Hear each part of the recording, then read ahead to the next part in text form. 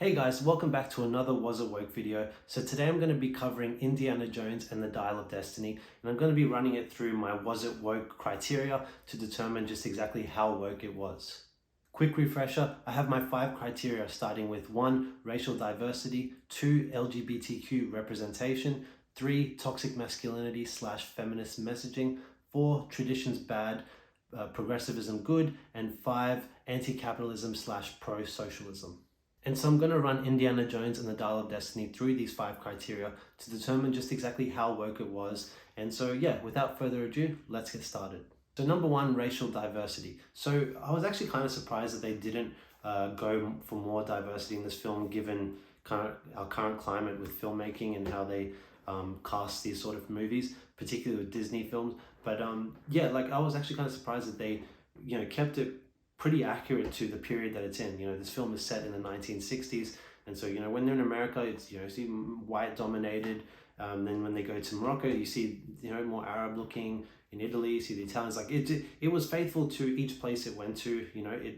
And I thought that was a good thing. They did that pretty well. The one area that was badly done, and which kind of is going to give some points to this particular criteria, is that so the main villain Schmidt, who is a Nazi, has a team of these guys working for him, and in charge of those guys, who are all a group of white males, is a black woman, a black American woman, and it makes no sense because he's a Nazi, and there's a scene with him at the beginning to show his level of intimidation, where he intimidates a black waiter in the hotel that he's staying in, and basically asking him about his heritage, where does he come from, which region. So he's hinting at his racism, but then he has a black woman leading his group of men. So okay, sure, you could be saying that she's so good for the job that he doesn't care, but that goes all completely against what Nazis believe.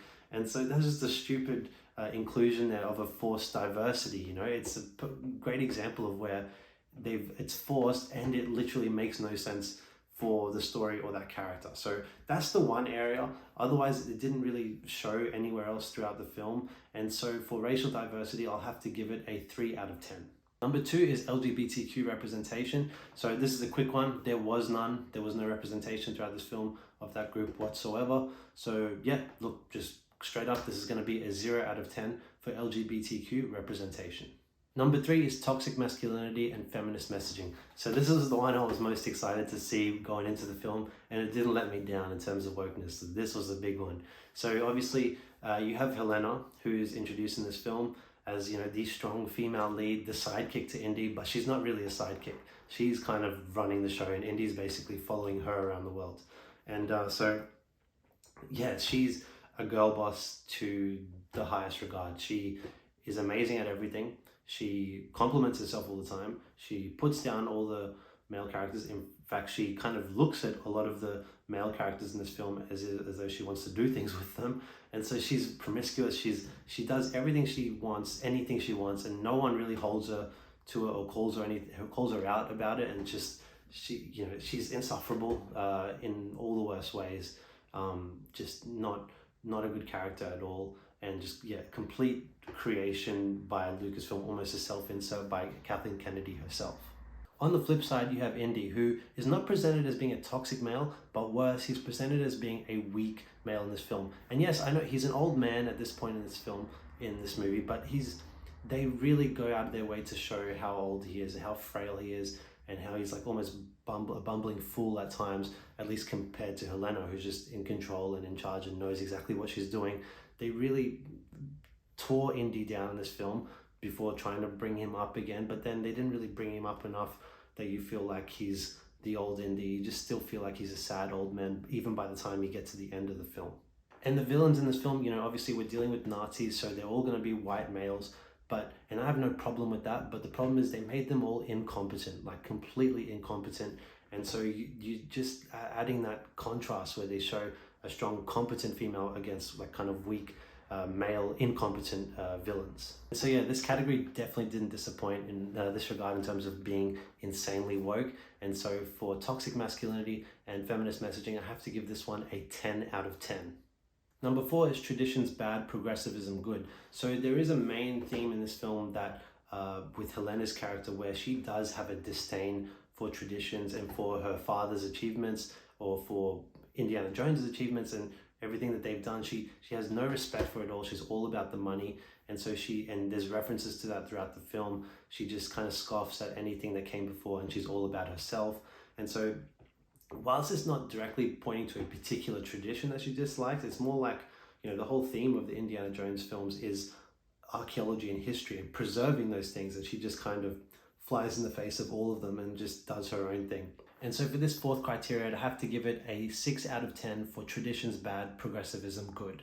So the fifth and final criteria is anti-capitalism / pro-socialism. So there is a quote in this film. It was in the trailers. You probably know the one I'm talking about. And I thought it was going to kind of be misleading in the trailers and then might get a bit more context in the film. But no, it's exactly the way it's presented in the trailer.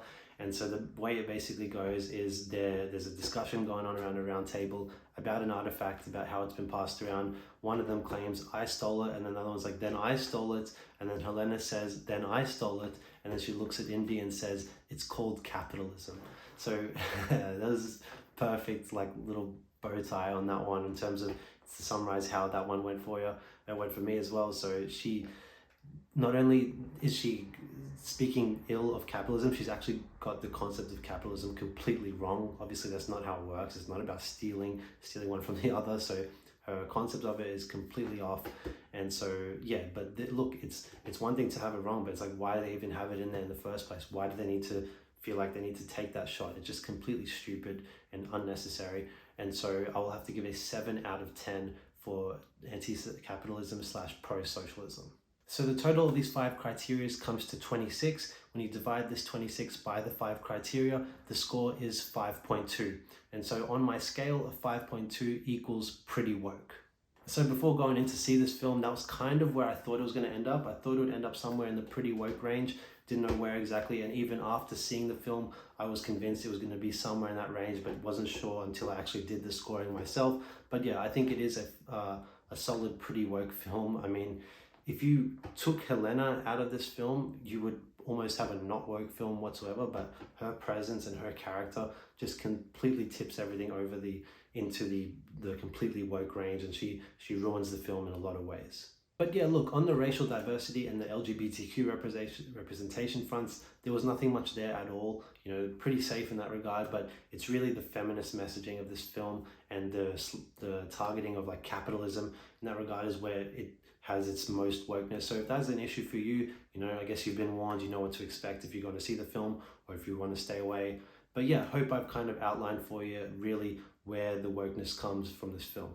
So anyways, if you enjoyed this video, please give it a like. If you have any comments or if you want to give any feedback, please post them in the comment section below. I'd love to hear your thoughts. And don't forget to subscribe to my channel, and we'll see you next time. Bye.